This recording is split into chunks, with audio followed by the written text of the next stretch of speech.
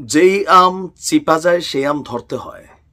আপনি শত্রুতা তৈরি করবেন একটা দেশের সাথে, দেশের জনগণকে খুশি করার জন্য কথা বলবেন, তারপর যখন ওই দেশকে বিগড়ে দিবেন তারা আমাদেরকে মারা শুরু করবে, আর তখন আপনি এসে বলবেন যে ভাই এটা এখন আর সম্ভব না, আমরা অন্য লাইনে এটা চেষ্টা করতে হবে।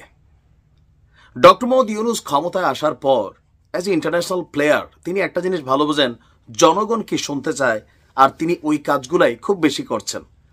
ভারতের সাথে যে পাঙ্গাতে জড়িত হয়েছি, আপনি দেখেন আজকের দিনে এসে যখন ভারতের চোখে চোখ রেখে আমাদের কথা বলার দরকার, রাষ্ট্র টু রাষ্ট্র, ওই রাজু ভাস্কর যে বসে সার্জিস কি বলল, হাসনাত কি বলল, আর আমাদের কয়েকজন ইনফ্লুয়েন্সার কি বলল, ডাজন্ট ফ্যাক্ট। ফ্যাক্ট হচ্ছে আপনাকে সীমান্তে ভারতকে মোকাবেলা করতে হবে, আপনার ক্যাপাবিলিটি থাকতে হবে। ডক্টর ইউনূসের সরকার আসার পরও প্রতিদিন বাংলাদেশ ভারত সীমান্তে বাংলাদেশিরা মারা যাচ্ছে। এবারে যে সংখ্যাটা কম না, কিন্তু এই যে ইদানিং যে সময়টার মধ্যে পুশিন ইস্যুটা আসলো, আমরা তীব্র প্রতিবাদ জানাচ্ছি। ভারত প্রতিদিন 10 জন 20 জন 50 জন যখন যেটা মন চাচ্ছে এই পরিমাণ মানুষ বাংলাদেশে তারা পুশিন করছে। সরকারের পদক্ষেপ কি? আসুন দেখি ভারতের কাছে কিভাবে হার মেনেছে ডক্টর মোহাম্মদ ইউনূসের এই সরকার। আমরা মনে করি এটা কোনোভাবেই আমাদের পররাষ্ট্র উপদেষ্টার এই বক্তব্যটা আমরা নিন্দা জানাই। প্রবাসীদেরকে নিয়েও একটা বক্তব্য একটু আগে দিয়েছেন, ওনার ওই বক্তব্যেরও নিন্দা জানাই যে বাঙালির কারণে কি বিদেশে আমাদের ভিসা বন্ধ হচ্ছে। এখন আসেন, ভারত থেকে জোর করে বাংলাদেশে পুশিন করা হচ্ছে, এটার সমাধান কি? তোনার বক্তব্য এটা ঠেকানো সম্ভব না, তাইলে খুইলা দেন, আমাদের বিজিবি রেখা লাভ কি?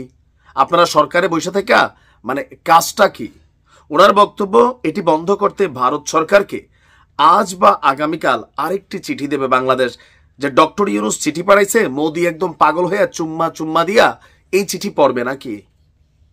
নাকি পররাষ্ট্র উপদেষ্টা চিঠি পাঠাইছে, ভারতের পররাষ্ট্র মন্ত্রণালয়ে জয়শঙ্কর চুম্মা চুম্মা দিয়া পড়বে? কোনটা? আমরা বুঝতে চাচ্ছি বিষয়টা। চিঠি দিয়া সীমান্তে পুশিন ঠেকাবেন ভারত করবে? আপনার নমুনা মনে হচ্ছে ভারতের সাথে ওই সুসম্পর্ক রাখছেন?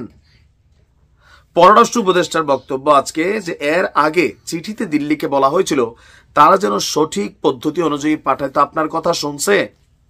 তারা কিছু ক্ষেত্রে বলেছে যে এই ক্ষেত্রে কিছু জট আছে, তোমরা সেগুলো ঠিকমতো করছো না। আমরা চেক করে দেখেছি খুব দীর্ঘদিনের তালিকায় ভারতে অনেক অবৈধ অভিবাসী আছে বাংলাদেশের, এবং আমরা পাশাপাশি এটাও দেখছি যে আসলে তাদের তালিকা অনুযায়ী আমরা চেক আপ করে অনেককে নিয়েছি। এখন আমরা চেষ্টা করছি কনসুলার ইস্যু নিয়ে একটা মেকানিজম আছে, সেটাকে ব্যবহার করে এই জিনিসটাকে একটা নিয়মের মধ্যে নিয়ে আসার।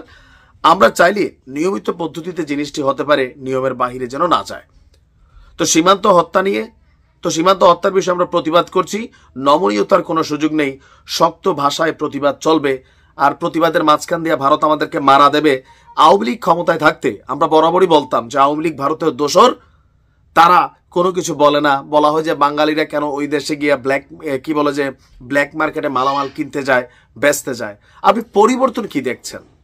ওই যে খালিদ মহিউদ্দিন একটা কথা বলছিল যে কথায় কথায় খালি ভারত নিয়ে কথা বলা পাকিস্তানপন্থী জনগণের অথবা ভারত বিরোধী যারা যে রাজনৈতিক দলগুলো আছে তাদেরকে আপনারা মজা পাচ্ছেন, বিএনপিরও ভারতের টিমে ঠেলা দিয়া আরেকটা টিমরে মজা দিচ্ছেন। তো কার্যত ভারতের সাথে আপনি কোন চুক্তিটা বাতিল করছেন আওয়ামী লীগের? কার্যত ভারতের বিরুদ্ধে আপনি কোন অ্যাকশনটা গেছেন? কার্যত ভারতের বিরুদ্ধে আন্তর্জাতিক মহলে কোন বিচারটা দিচ্ছেন যে ভারত এই জায়গায় কথা শুনছে না? কোনো ভূমিকা? কার্যত শেখ হাসিনাকে ফিরাতে এই সরকার আসলে কোনো ভূমিকা নিছে নাকি সব মুখে মুখে আর খালি ধুমধাম একটু বলে বাঙালি, লাফাইতে থাকে, চিল্লাইতে থাকে, গান্ডুর জাতি আমরা?